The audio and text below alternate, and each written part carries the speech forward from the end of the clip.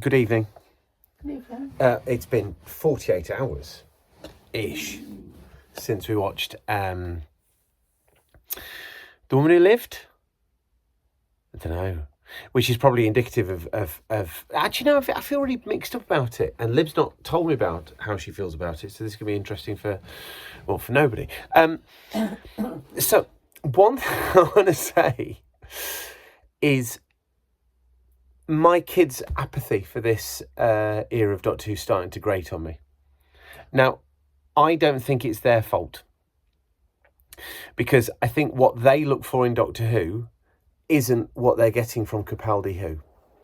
And after the fun and the zany of Matt Smith, which, let's be honest, I chime with deeply, I think they're still struggling to come to terms with Capaldi.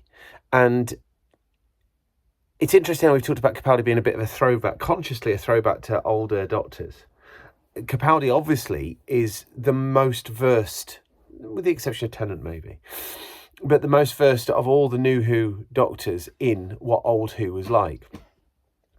And so it's entirely feasible that he's playing it old Who, and that is somewhat alienating to newer fans, maybe.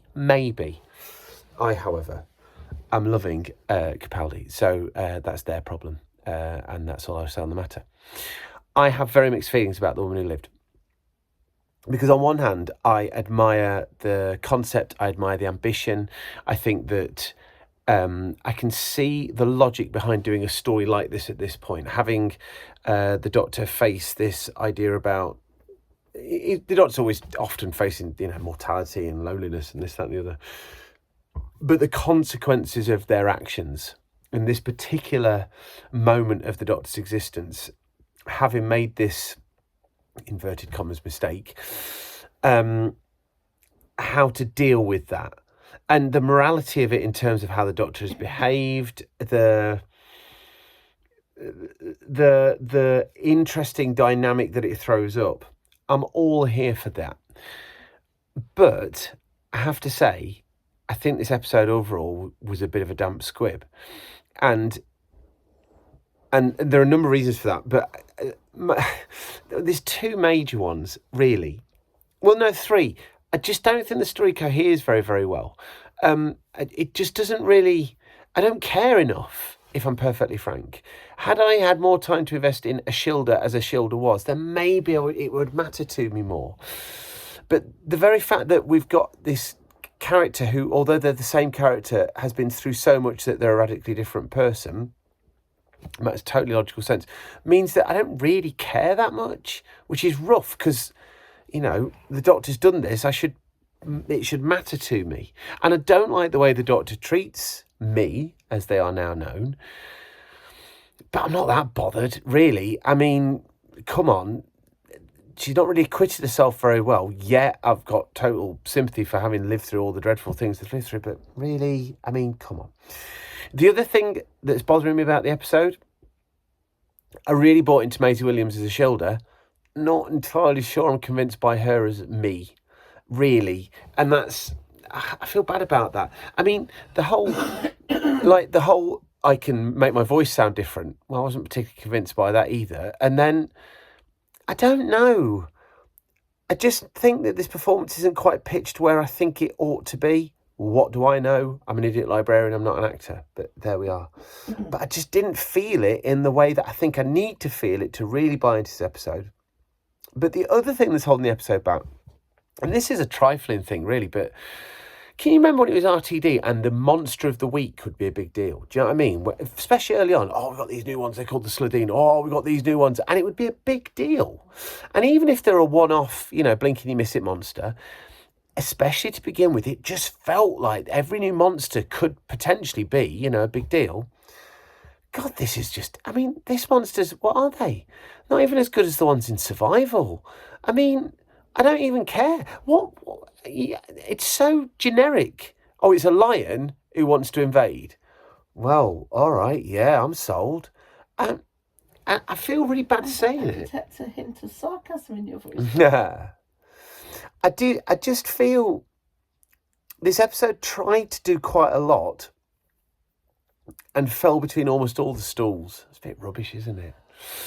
Lib, you've been holding on to this information. What did you think of the episode? I thought it was rubbish. There you go. Okay, fine. I don't feel that I'm... It's just frustrating. Why do you think it was rubbish then? What's your rationale? Rubbish because what actually happened in it.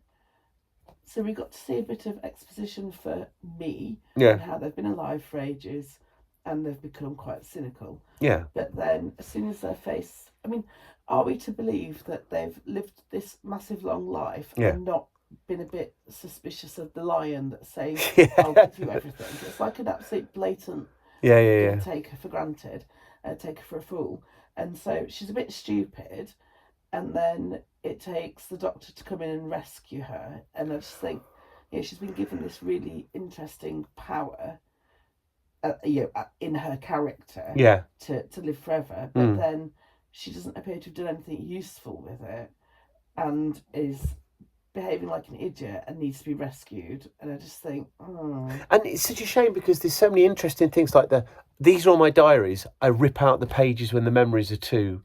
I really like that idea. And, this sort of challenger to the Doctor's perception on the universe, that's a really interesting take. And then the fact that the Doctor won't take them along, calling back to Jack as well. There's a lot that could have worked here and it just doesn't. It doesn't. It really doesn't. It's annoying.